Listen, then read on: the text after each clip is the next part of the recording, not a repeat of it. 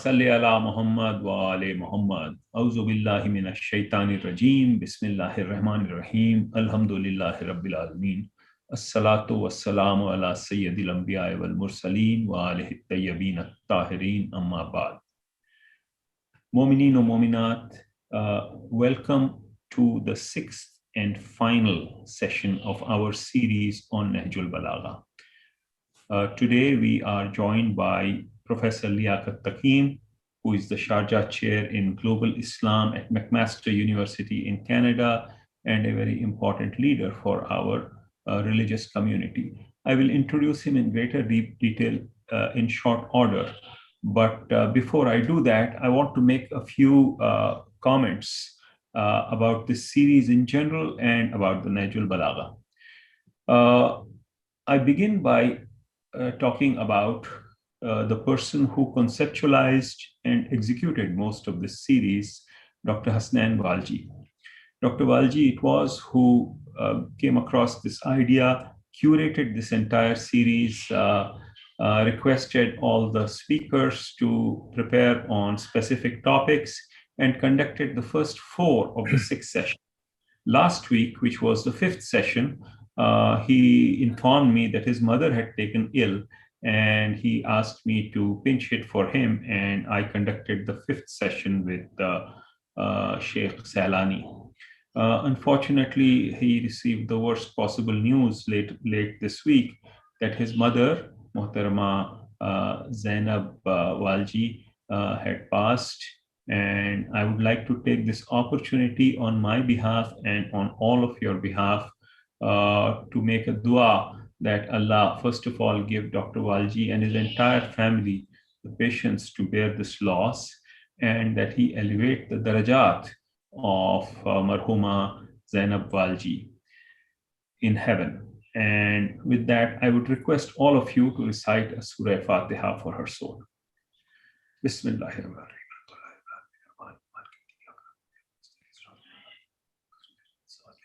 Bismillahirrahmanirrahim.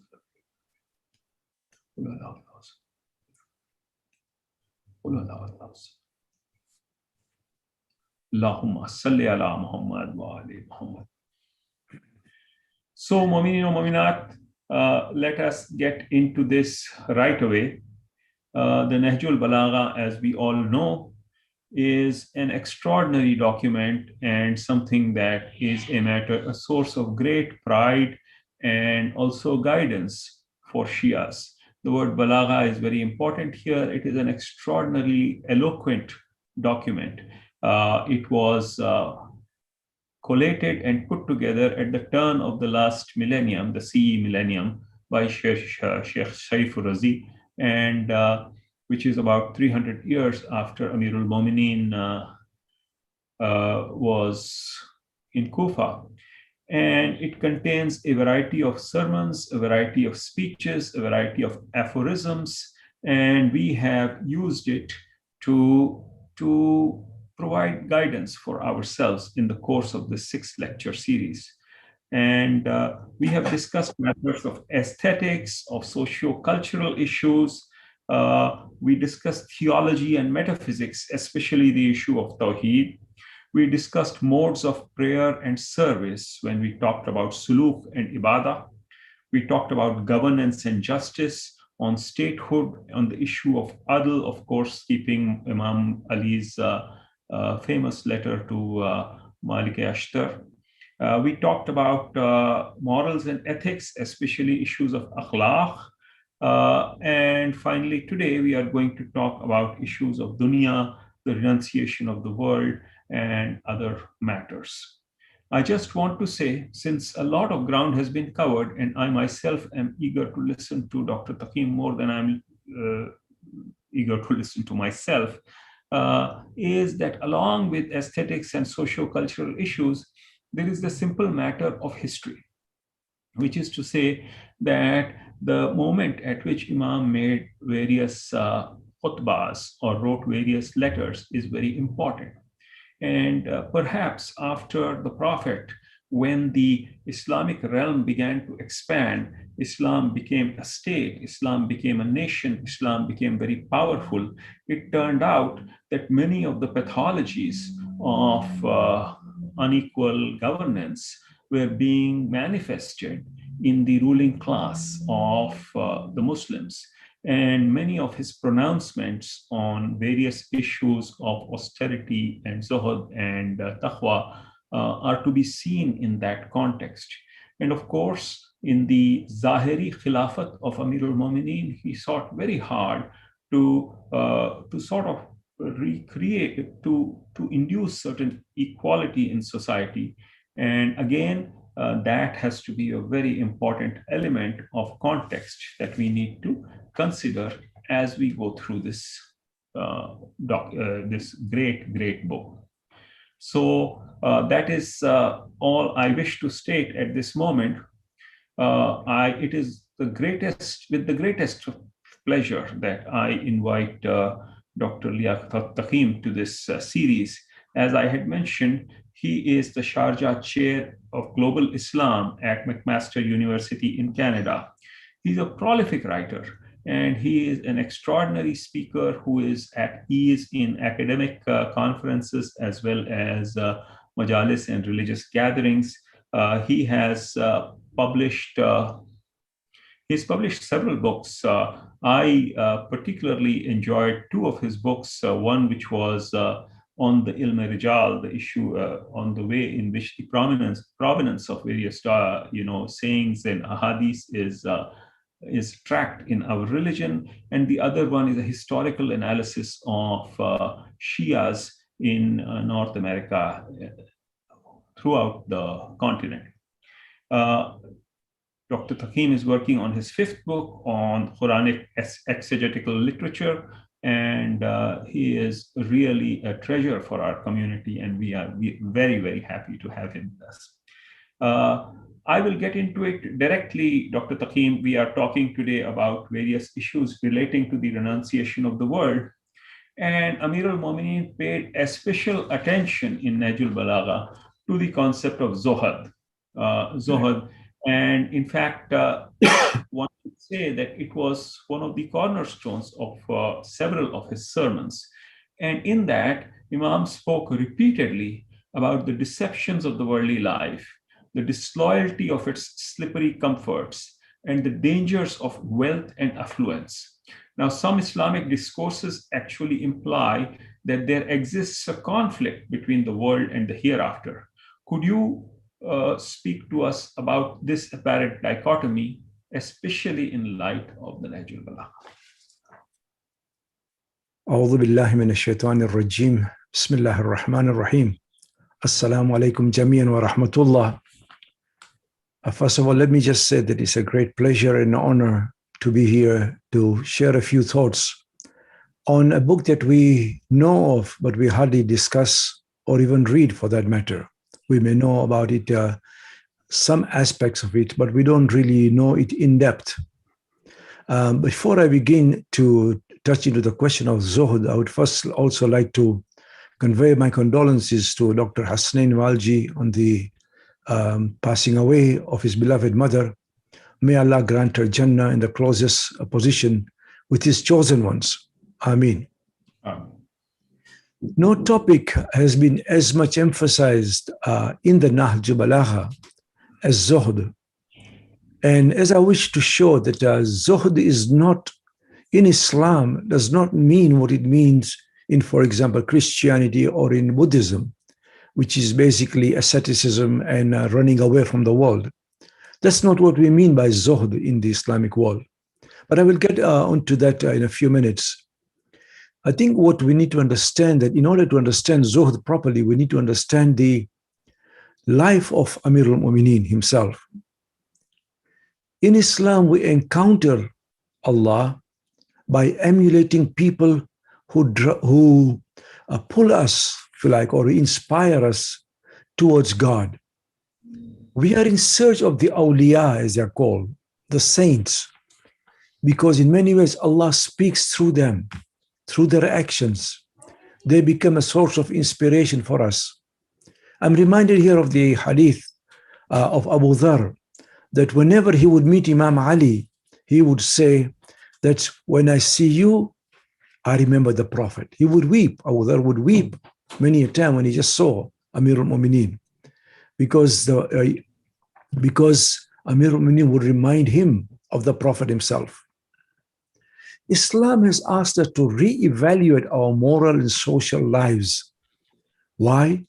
Because our spiritual development is key to our inner well-being.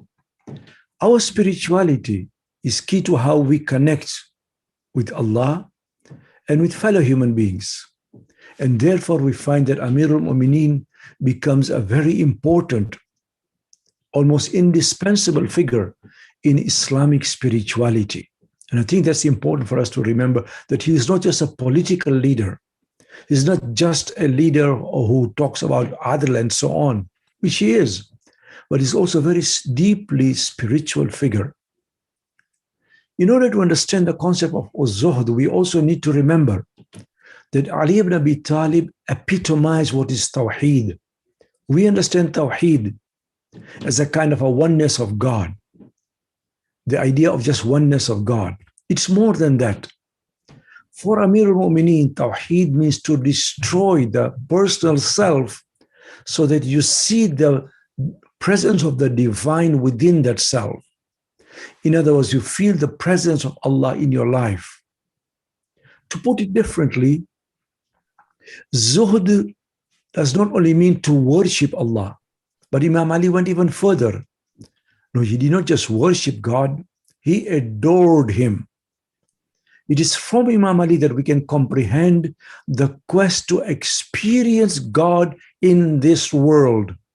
And that's important because it's a key component in Zuhd, that how to experience the divine while you are in this world, not in the next world.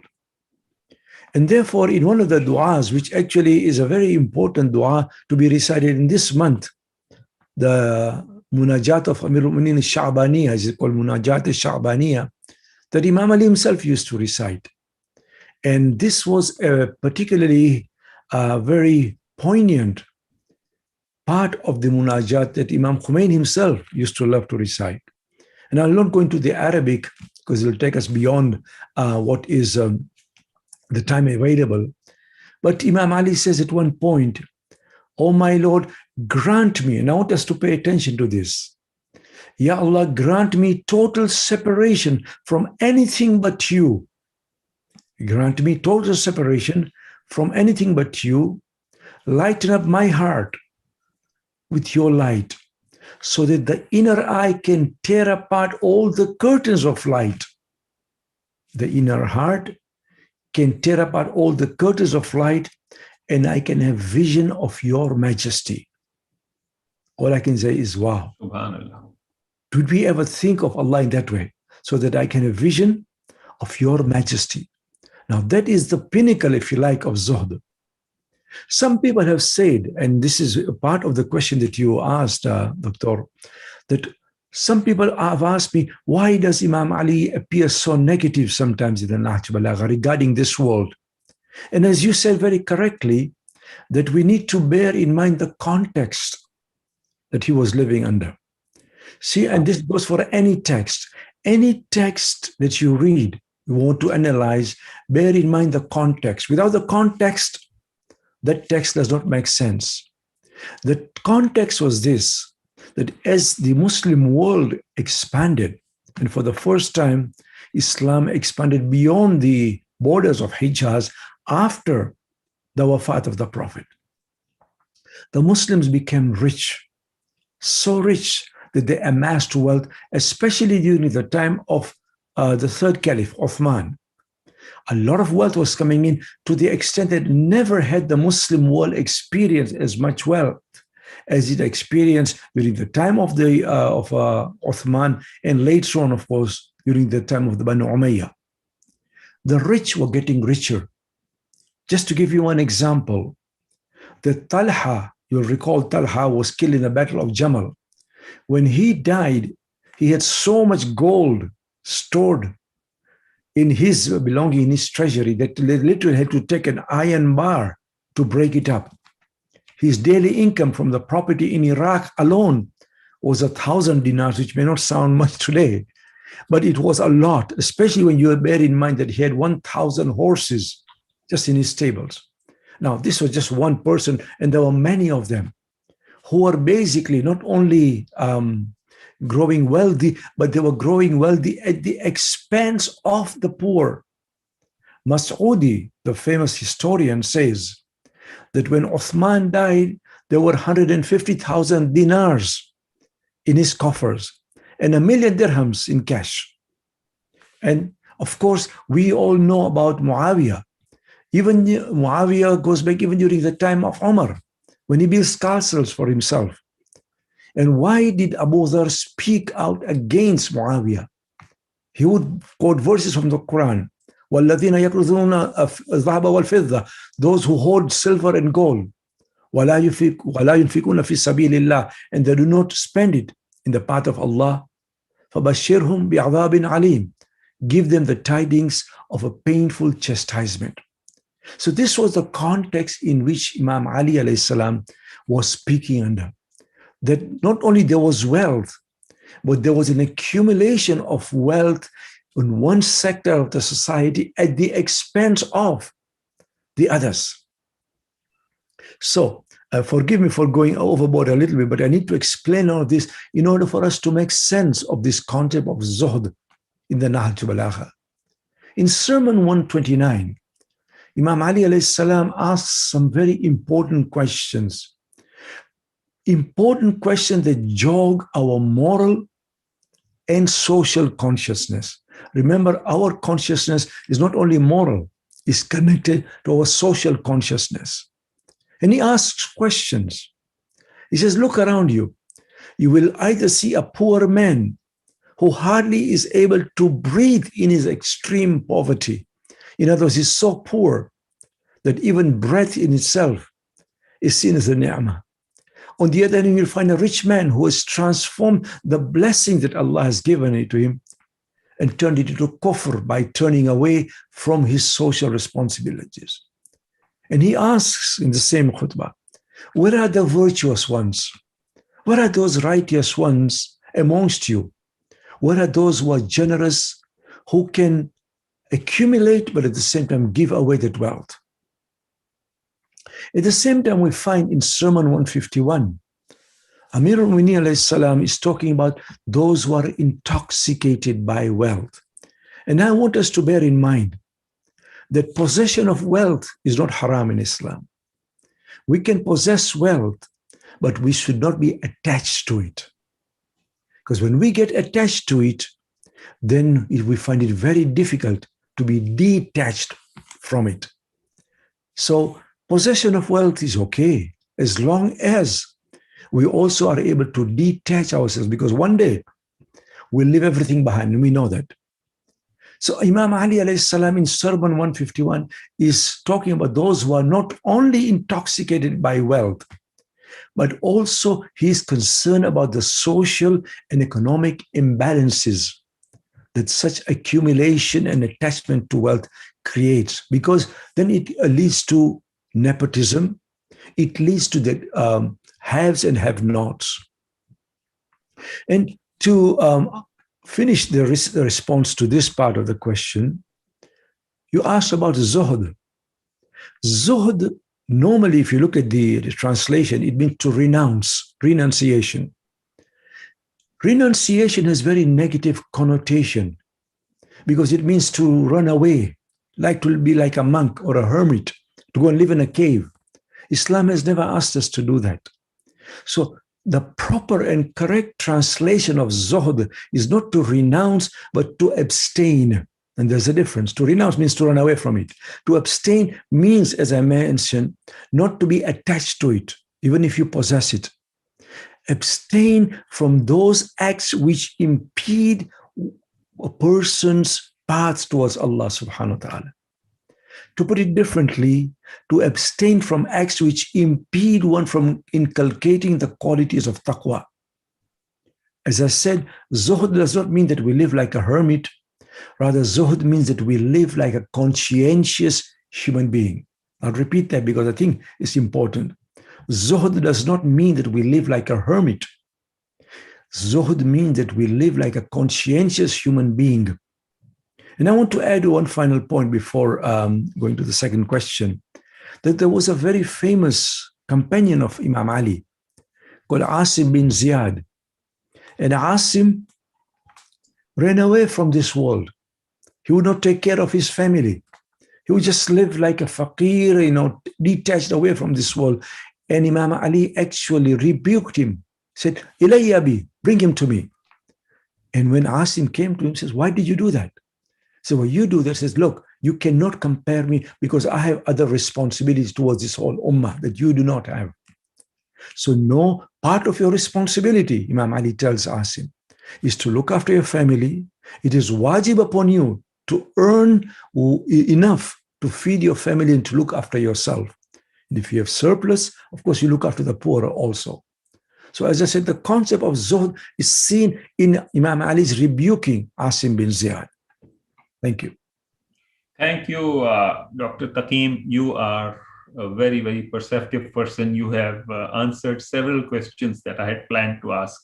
So I'll be pivoting. I just want to say that this is being live streamed on YouTube. And if any of you have any questions for Dr. Takim on any aspect of the Najul Balagha, feel free to put it in the chat box and I'll monitor it and ask him.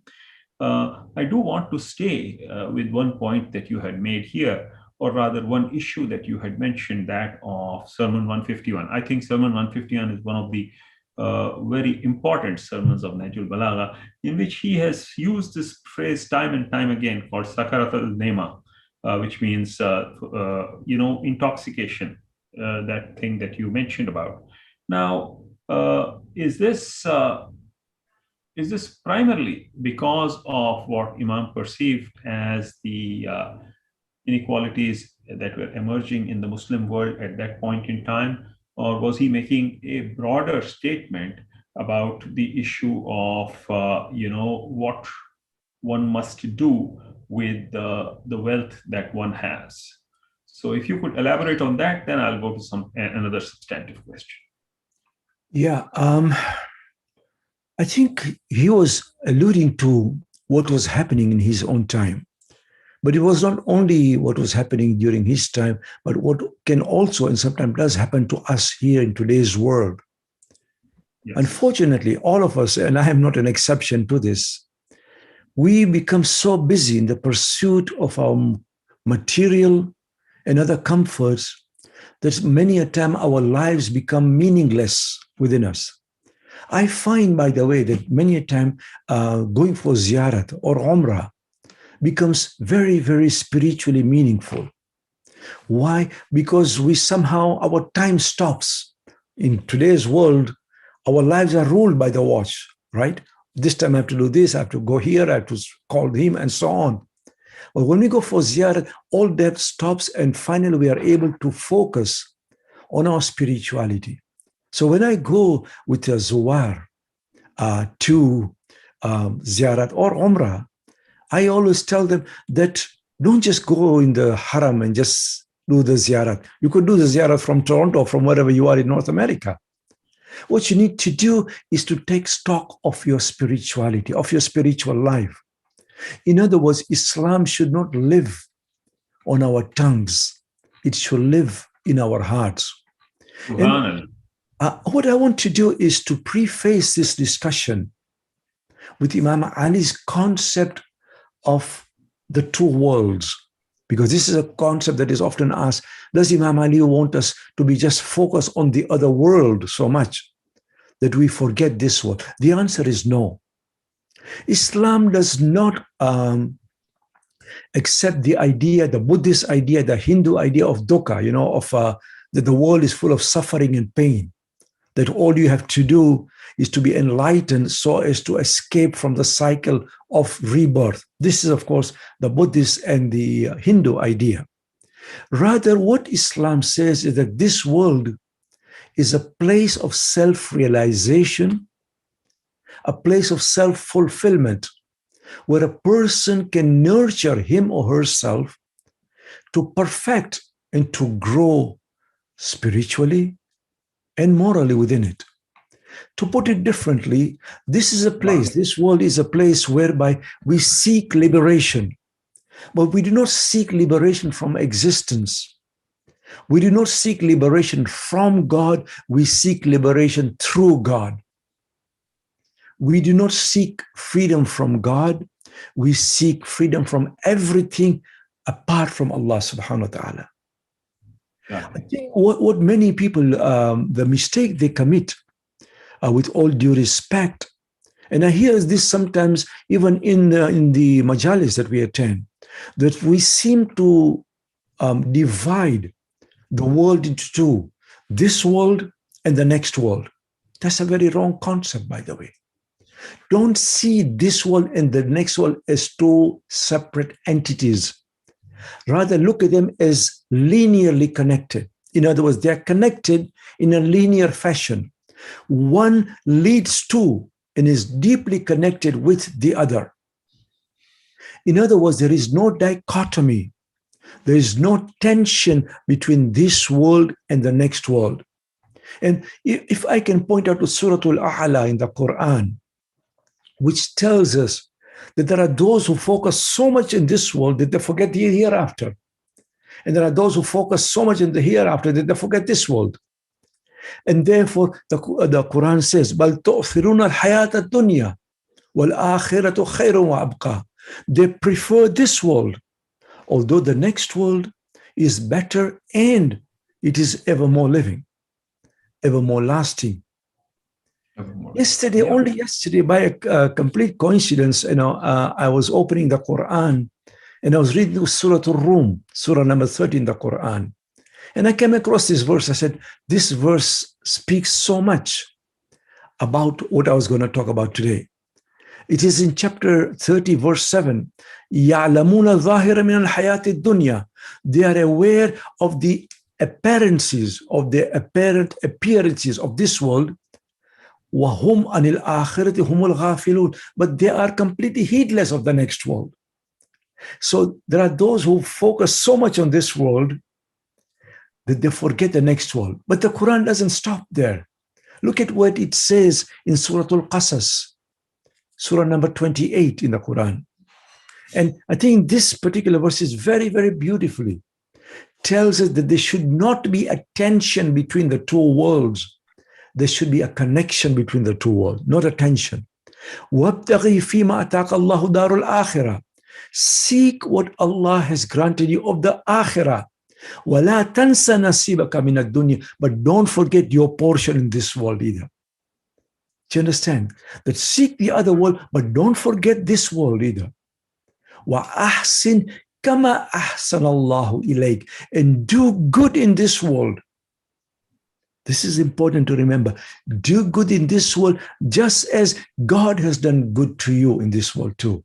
In other words, you do good to others because Allah has been good to you. There is a very famous hadith or dua in the Quran that we recite very often in Qunut. رَبَّنَا آتِنَا فِي الدُّنْيَا حَسَنَةً وَفِي الْآخِرَةِ حَسَنَةً. Why are we asking for goodness in this world if this world is to be rejected and avoided? On the contrary, we say, رَبَّنَا آتِنَا فِي الدُّنْيَا حَسَنَةً. Ya Allah, grant me goodness in this world and in the next. So, in short, this world and the next are not separable. They're not alien to each other. What Islam is against is what we may call for a person to be spiritually bankrupt. When we focus only on the material in this world or only in the next world, that we forget this world, then we become spiritually bankrupt. In other words, look at this world as a part of rather than as against the other. Some of you will know, many of you, I remember Marhumul Askar, who used to deliver wonderful lectures. And when I was there in England in the 1980s, he had a particular statement that he would say many a time from the mimbar. And I remember this after 30 years. He would say, God provides for your needs, but he does not provide for your greed. In other words, whatever you need, Allah will provide you for that. Not only you, even that little ant whose only need is a husk of barley, Allah will provide for that ant. So Allah will provide for your need, but he will not provide for your greed. So whatever you need, By all means, seek it, but do not be greedy for it. In the and I'll end with this part soon. In Khutbah 193, to go back to Nahj Balagha, where Imam Ali describes the qualities of the pious ones, he talks of a key component that we hardly discuss, which is in Arabic is called ifar. Ifar means altruism. In other words, to go beyond the self to touch the lives of others. We must ask ourselves continuously, what am I doing today that I'm touching the lives of others? And Imam Ali alayhi salam says that the person of taqwa is the one who subjects hardship on himself so that others may live in comfort. In other words, you become hard on yourself in order to ease the burden of others. This is the essence of zuhd. Beautiful. Well said. And, this is a theme that we can build on a little more. And I do want to ask you, Dr. Takim, you have certainly come across khutbah number 32 in the Nahjul Balagha, where the Imam has actually divided people into two categories, the worldly and the otherworldly. Now, I do know that you have posited this sort of a wonderful linearity in the connection between this world and the next world. But in this world, while in this world, what, in your understanding, is the distinction that the Imam is trying to make between the worldly people and the otherworldly people? Yeah, thing is, he says, for example, in Sermon 151, O people of Arabia, you will become victims of the calamities.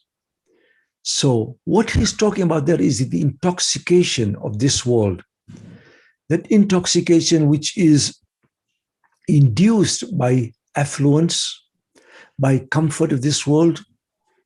And as I said, what he wants us to do is to connect the two worlds. Islam, as I mentioned earlier, should be residing in our hearts, not in our tongues. Why is he so much concerned about us being so intoxicated by this world? Because the issue is this, and I think that we need to focus it very deeply to understand the worldview of Imam Ali. We should also remember one other thing, that any book that we are talking about, whether it is the Quran, Nahjul Balagha, or any other book for that matter, we should look at it what we call tafsir al-mawdu'i. That is a tafsir of the subject of thematic. We should not look at a particular khutbah in isolation. Yes, we do quote this khutbah or that khutbah, but we should look at it as an overall theme. When you look at the Nahj Balagha as an overall book, then you will get what we may call the world view of Imam Ali. So it would be wrong to just focus on this particular khutbah, on that. We can do that. We can quote this khutbah or that khutbah. But remember, these khutbahs are interconnected. And without looking at the interconnection, then we lose the broader picture of what Amirul Mu'minin is telling us. Why is he so much concerned and talks over and over again about the dangers of this world? وَخَدَتْنِ الدُّنْيَا بِغُرُورِهَا وَنَفْسِ بِخِيَانَتِهَا. You remember Dua Kumel, he says, and this world, وَخَدَتْنِ الدُّنْيا بِغُرُورِهَا, this world has deceived me by its appearances, by its deceptions. And my own self has become deceived. Why is he talking about myself? The issue is this: when we get so intoxicated, so much concerned by this world only, at the expense of our other world or our other duties, then we lose touch with the divine. Remember that, my sisters and brothers. In order to love God, you have to love the creatures of God. And I'm saying all creatures, not just Muslims. Because Islam is a humanitarian religion. It tells us to love all creatures of Allah. When the Quran talks about fighting dhulm, it doesn't say only that you fight dhulm against Muslims, it fight dhulm against dhulm, against whoever it may be.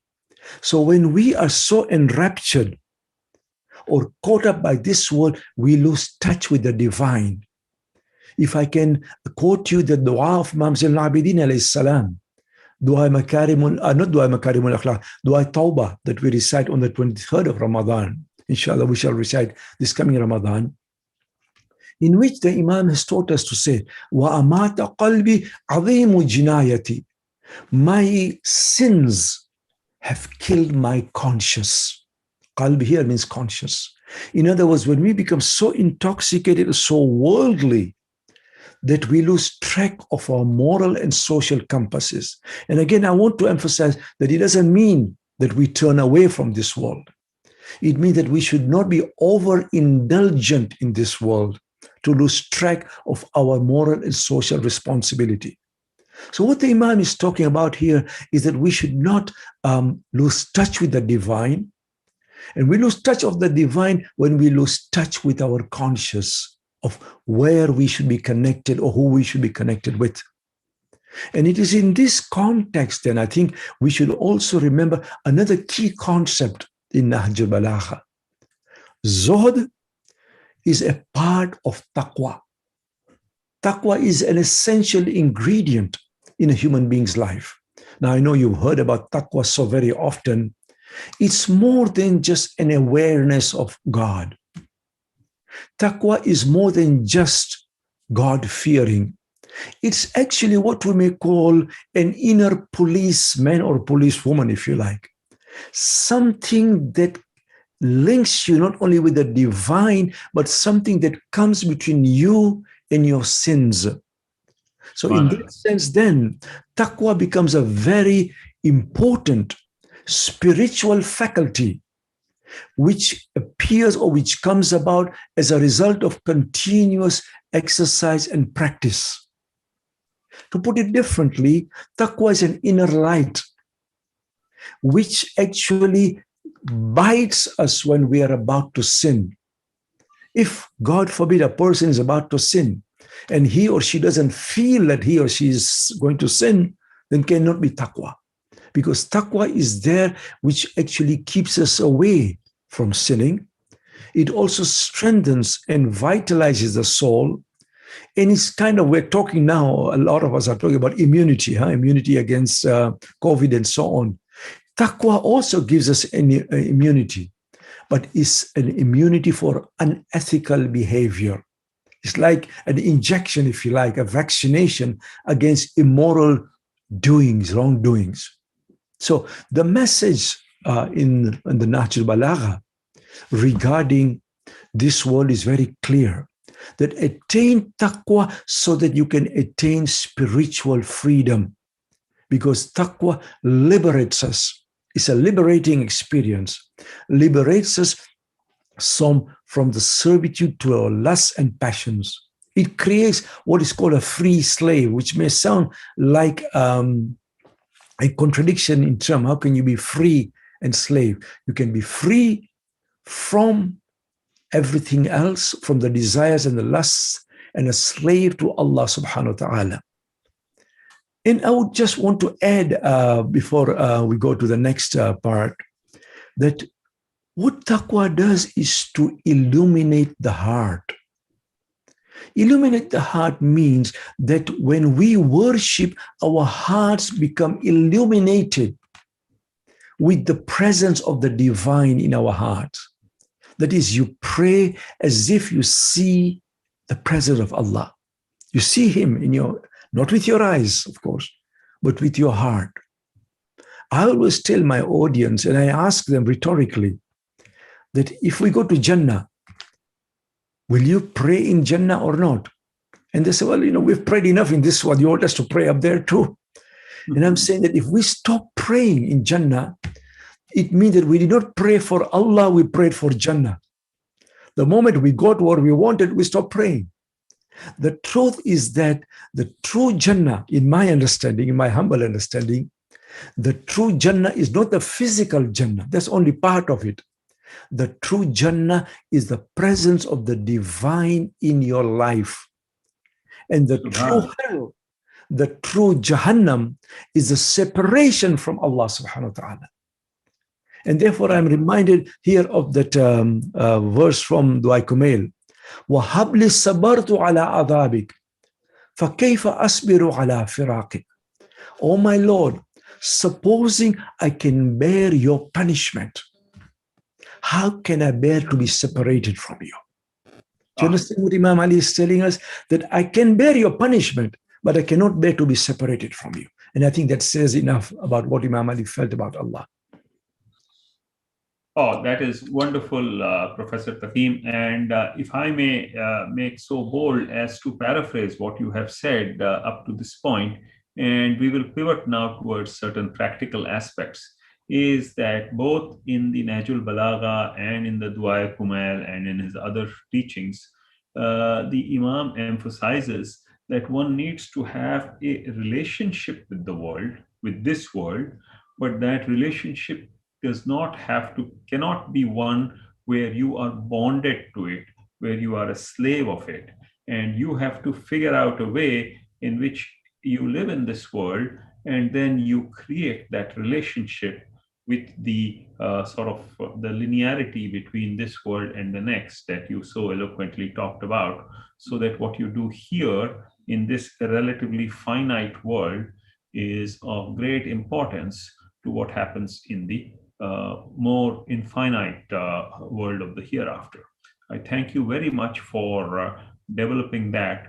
And before we go into the practical aspects, if I may, then there's a question here, which is complete, unrelated to the issues that we have, but perhaps you could relate it.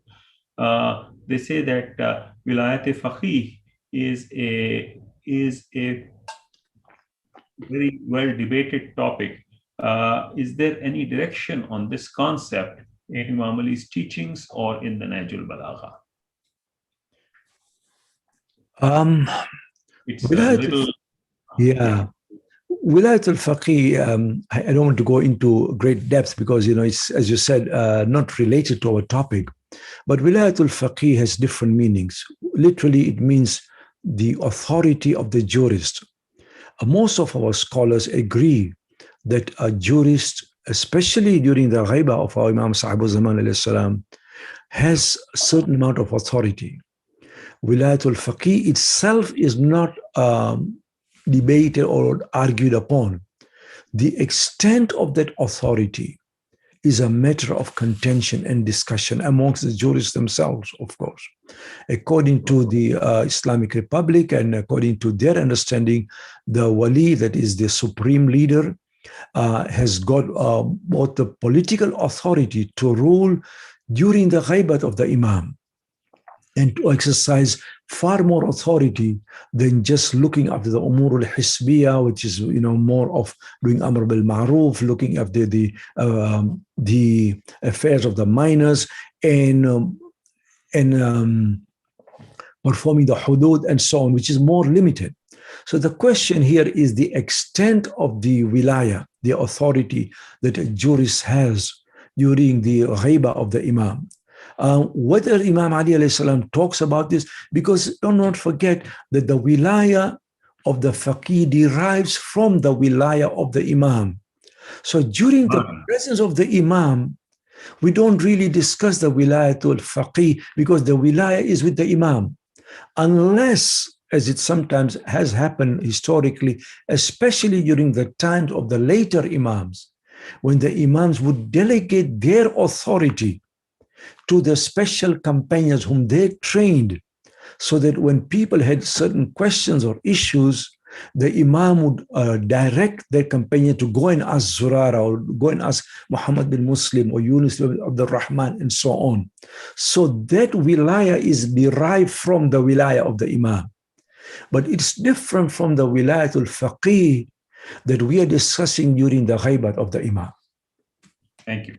Thank you very much. And so we want to come back to our point of the Zohad in particular. And I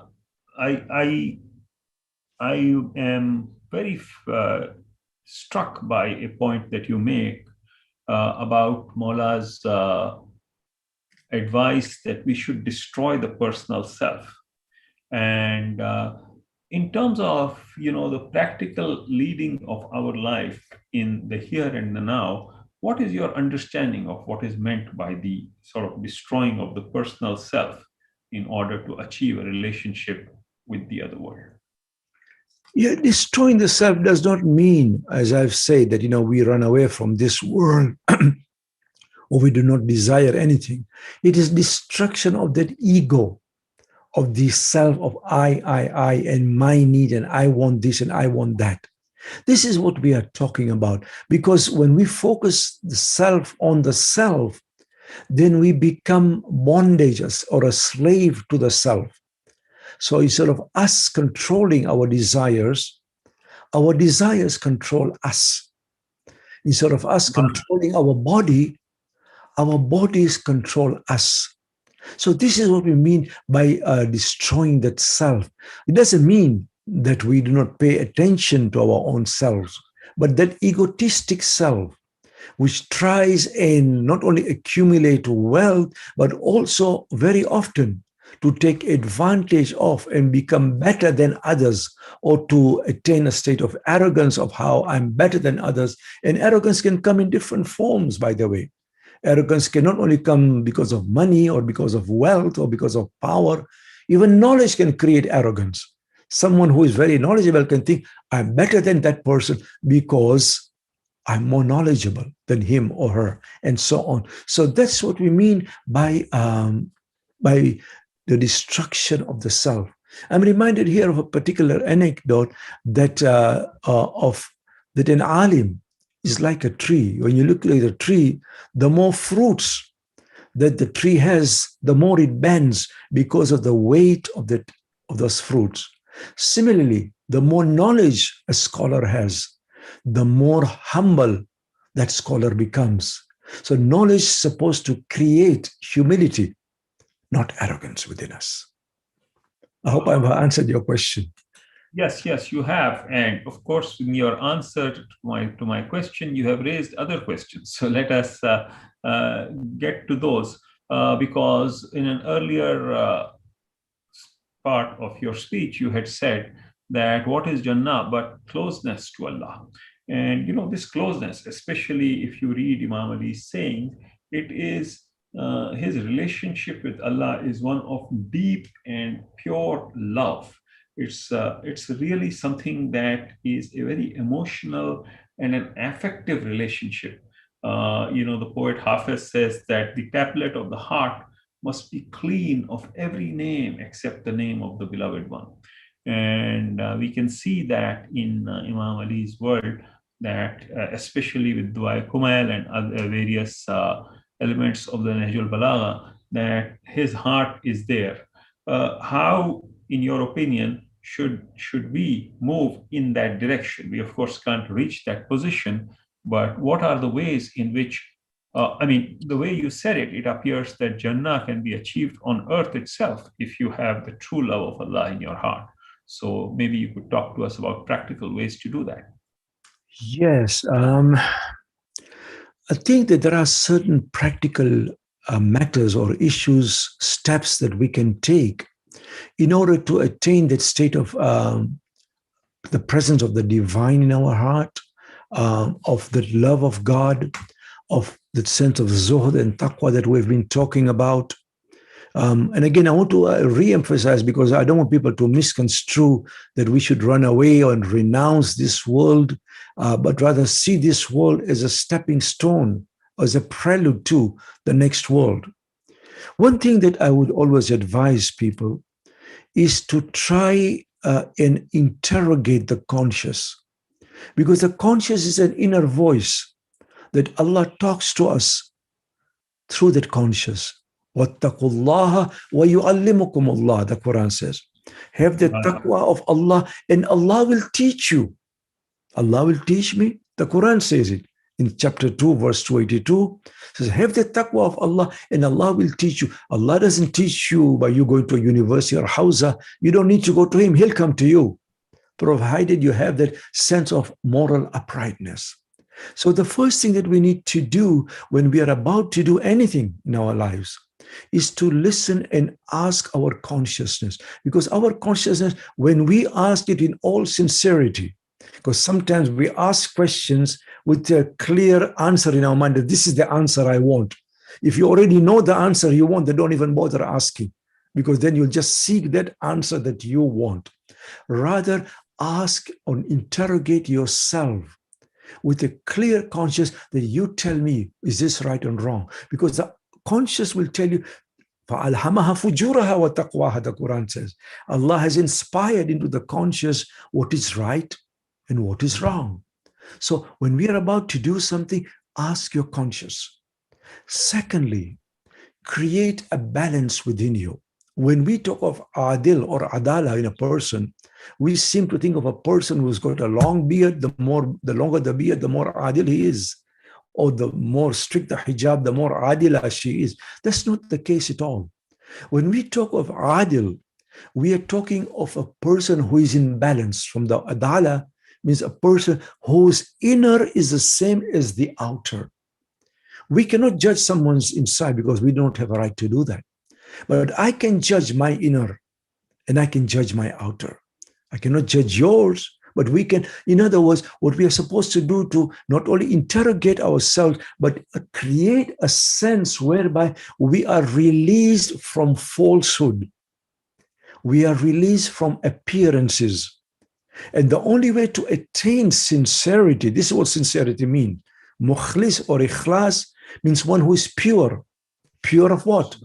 Pure of appearances, pure of falsehood, pure of this imbalance between my inner and my outer. In reality, what I do when I'm alone and what I do in public should be the same. That's what we mean, that you're not scared of what others think. You're only scared or concerned about what Allah sees and thinks.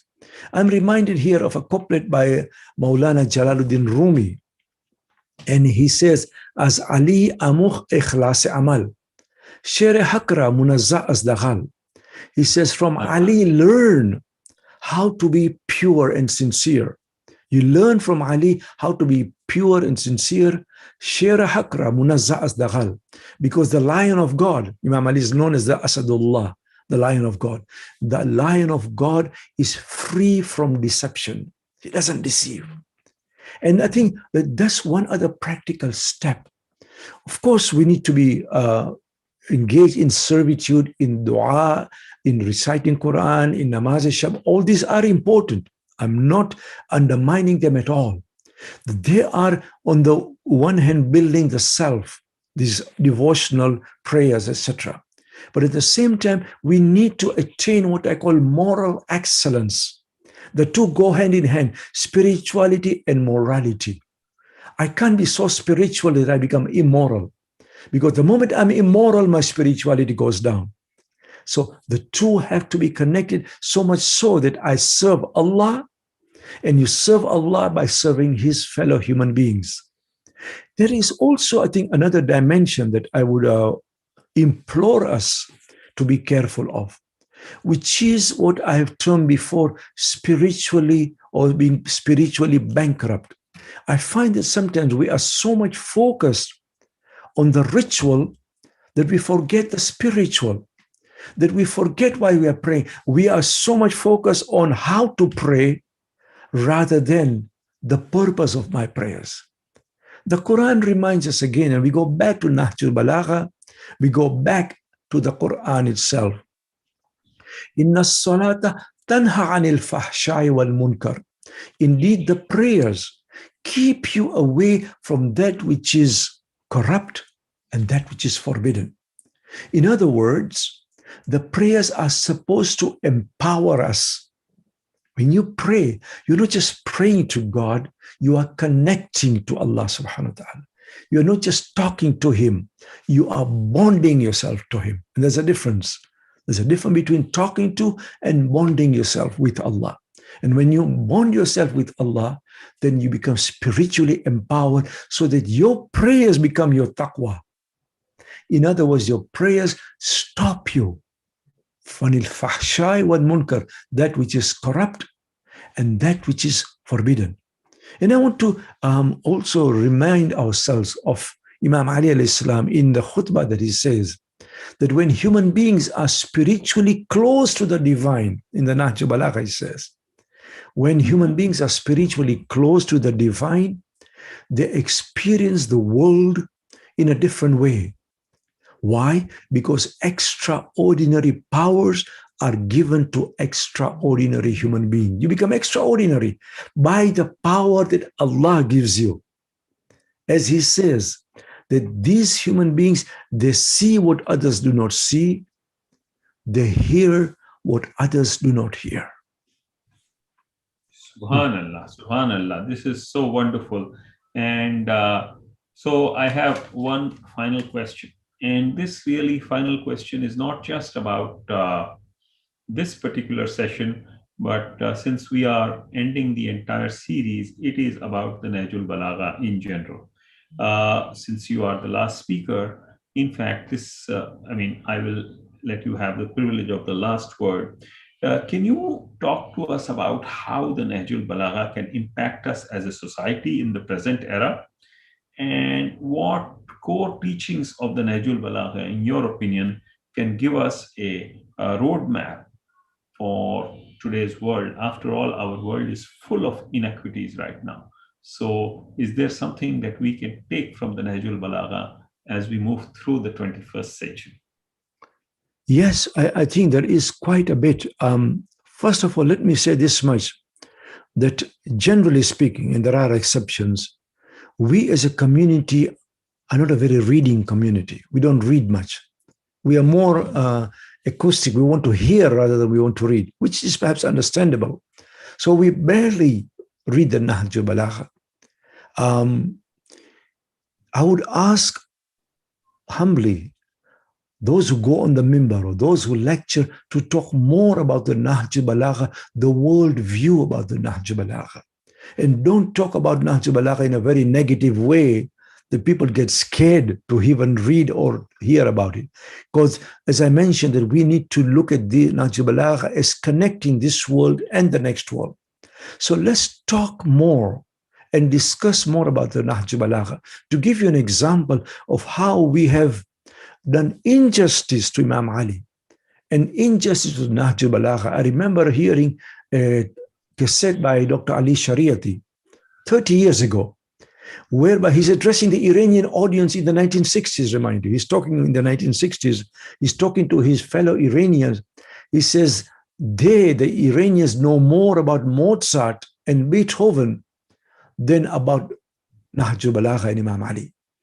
It was how alienated they had become from the Nahj Balagha. I'm not saying that we are like that, but I'm saying that we certainly need to explore the Nahj Balagha in greater depth rather than just borrowing certain terms or certain khutbahs here and there, which are important, but we need to connect them.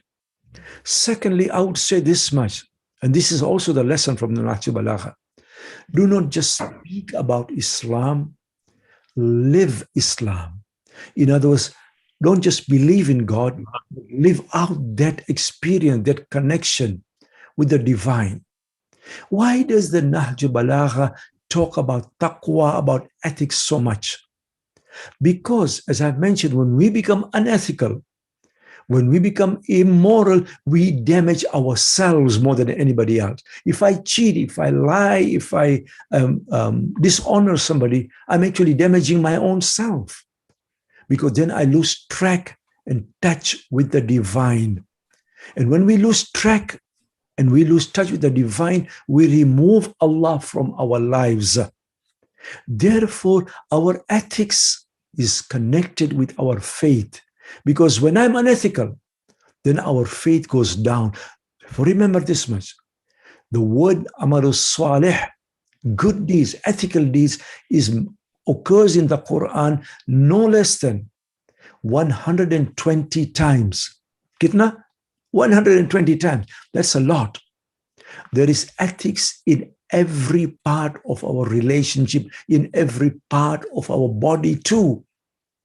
In other words, when we're talking of living Islam, it's not only by serving others. Even how I see is part of my ethics. How I speak, kalimatun tayyiba ka shajaratin tayyiba, the Quran says.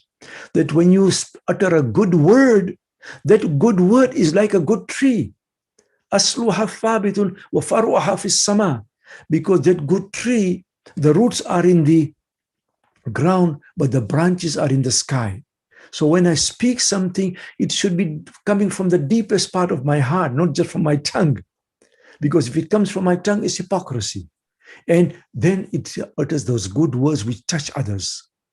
Other thing that I would ask us, and I know my time is running short, so I will make it short, is that not only should we do good, but we should become good. There are stages of goodness. It's not only to do good, to do some charity work or to say something nice, but we become good. When you become good, goodness automatically comes out of you. You don't even think about it because you are good. You have cultivated goodness within yourself.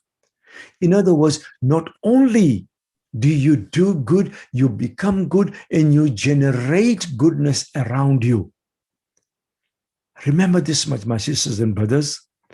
Ethics does not only mean to be good to people, it also means to grow spiritually and morally. In other words, our growth should be at the spiritual and the moral level. You remember that very famous hadith from the Prophet ﷺ, where he says, "Bu'ithtu li'utammima makarim al-akhlaq."